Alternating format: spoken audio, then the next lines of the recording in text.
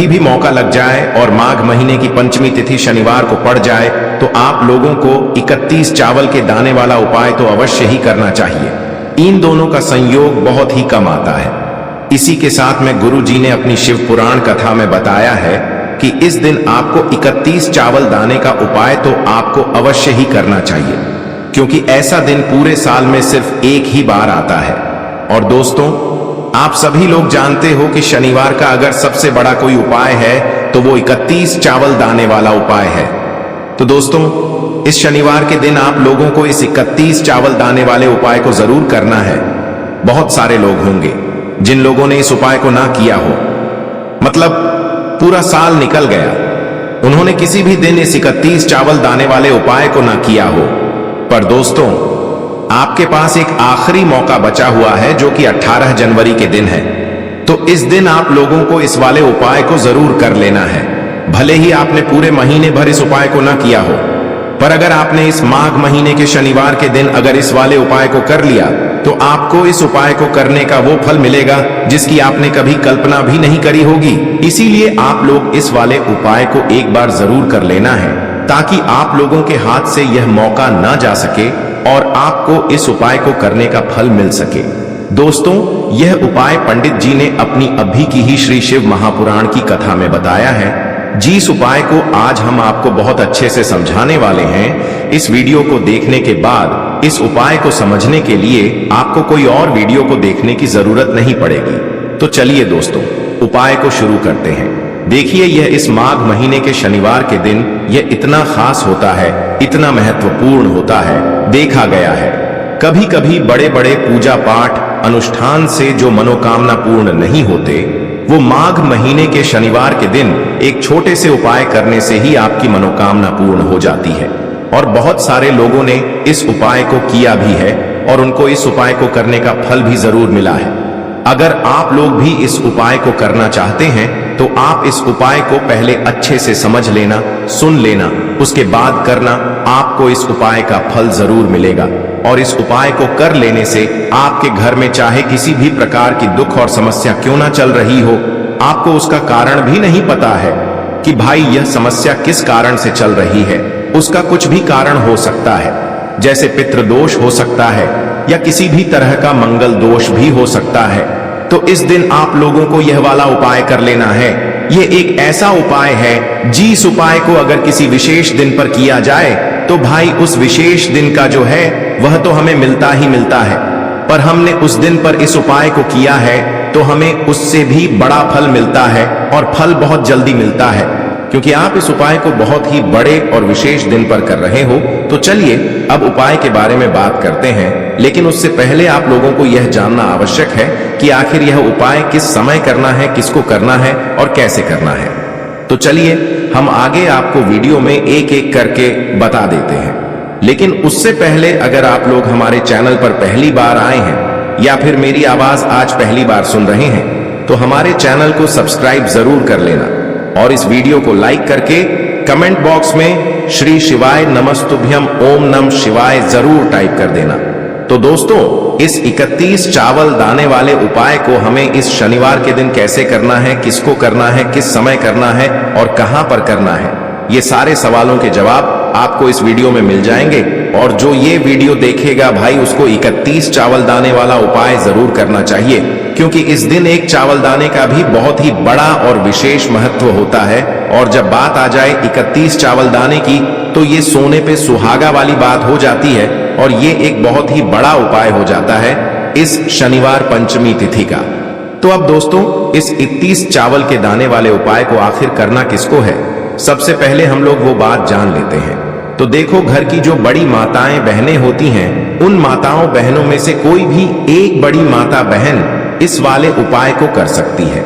और दोस्तों, अगर आप चाहें तो अपने घर में से सभी सदस्यों को भी इस उपाय को करवा सकते हैं।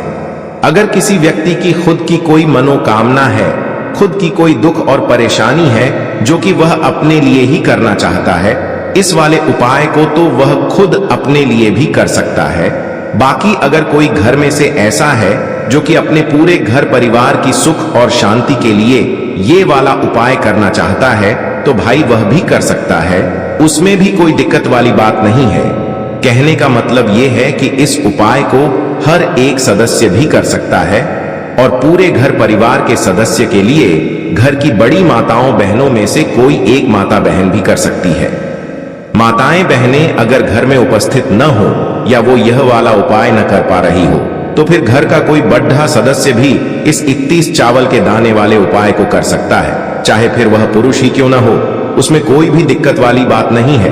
अब दोस्तों, इस 31 चावल के दाने वाले उपाय को हमें करना कहां पर है? हमें इसे शिव जी के मंदिर में जाकर करना है। बहुत सारे लोग प्रश्न करते हैं, हर एक उपाय को करते समय क्या हम इस उपाय को घर पर कर सकते हैं? तो इस वाले उपाय को आप घर पर नहीं कर सकते हो। इस वाले उपाय को करने के लिए आपको शिव जी के मंदिर ही जाना पड़ेगा। उसके बाद में दोस्तों, जो अगला प्रश्न निकल कर आता है वो यह आता है इस उपाय को लेकर कि आखिर इस उपाय को हमें किस समय करना है, सुबह के समय करना है कि शाम के समय करना है? तो देखो, इस वाले उपाय को आप लोग सुबह के समय भी कर सकते हो और शाम के समय प्रदोष काल में भी कर सकते हो।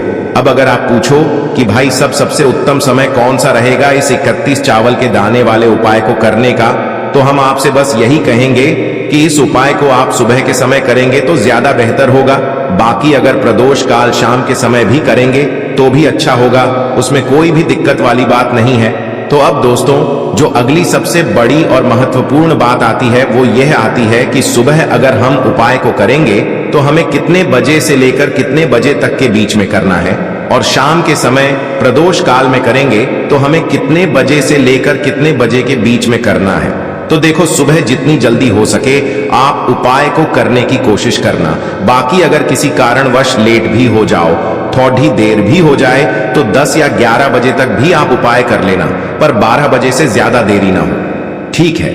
इस बात का ध्यान रखना। उसके बाद में दोस्तों, अगर शाम के समय प्रदोष काल की बात करें, प्रदोष काल का जो समय होता है वो शाम के 6 बजे से शुरू हो जाता है।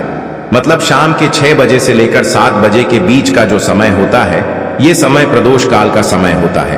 पर अभी जो मौसम चल रहा है इस मौसम में जो है शाम बहुत देरी से होती है, तो आप इस उपाय को 7 या 8 बजे के बीच में भी कर सकते हो। मतलब शाम के 6 बजे से रात 8 बजे के बीच में आप कभी भी इस वाले उपाय को कर सकते हो, उसमें कोई भी दिक्कत वाली बात नहीं है। अब दोस्तों, यहाँ पर इस उपाय को लेकर एक और सबसे बड़ी बात ये निकल कर आती है कि इस 31 चावल के दानों को हमें लेना कहां से होता है और हमें इस उपाय को करने के साथ में क्या और कुछ भी सामग्री ऐसी होती है जो शिव जी के मंदिर लेकर जानी पड़ती है।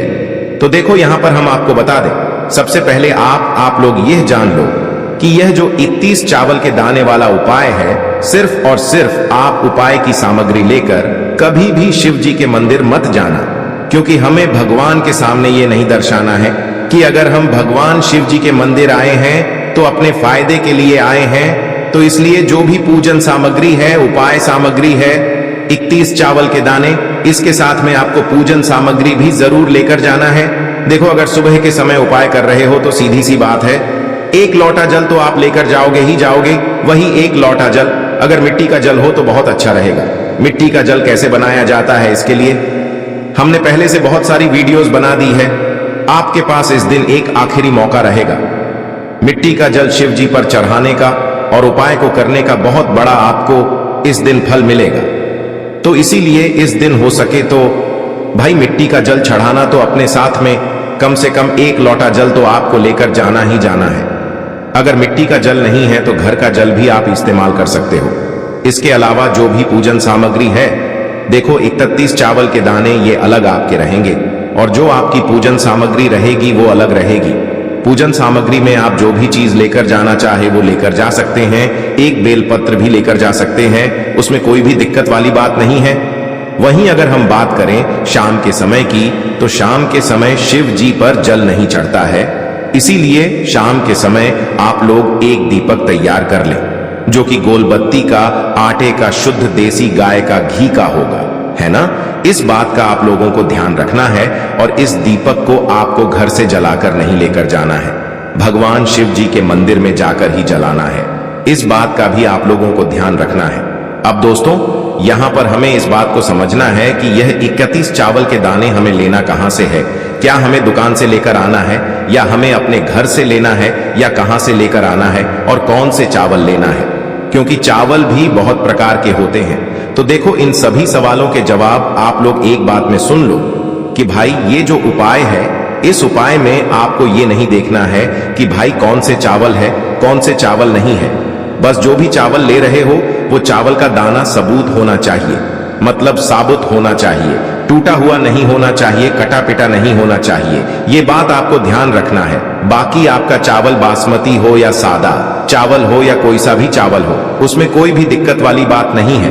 तो सीधी सी बात है कि आपके घर के रसोई घर में जहां पर आप भोजन बनाते हो, वहां पर जो भी चावल आपके उपस्थित हो, उन चावलों में से अपनी एक कटोरी भर लेना या एक मुट्ठी चावल अलग से निकाल कर रख लेना, क्योंकि हम 31 चावल ही यहाँ पर इस उपाय में लेने वाले हैं। तो हमें यह चावल के दाने गिनकर निकालने पर डीढेंगे।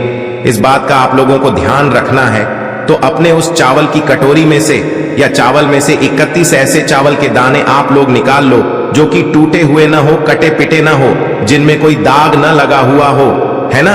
अच्छे साबुत चावल के दाने 31 दाने आप लोग निकाल कर रख लो और इन्हें किसी भी एक कागज की पूड़िया में या किसी एक छोटी सी कटोरी में आप लोग रख लो, ताकि यह सुरक्षित रहे, आपके एक भी चावल का दाना इधर उधर ना हो और आपका उपाय भी पूरा अच्छे से हो जाए। तो भाई जैसे ही आपका उपाय की जो सामग्री है, 31 चावल के दाने ये तैयार हो जाते हैं, उसके बाद मैं आपको जो भी अपनी पूजन सामग्री है सुबह के समय कर रहे हो, तो 1 लोटा जल और 1 बेलपत्र या पूजन सामग्री जो लेकर जाना चाहो उसकी भी तैयारी कर लेना।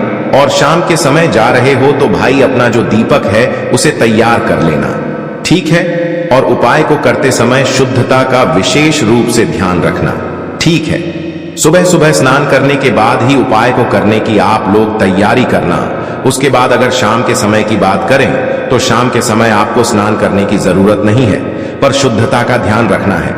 आपको स्नान तो नहीं करेंगे, आप हाथ मुंह धोकर भी इस वाले उपाय को शाम के समय प्रदोष काल में कर सकते हैं, इसमें कोई दिक्कत वाली बात नहीं है।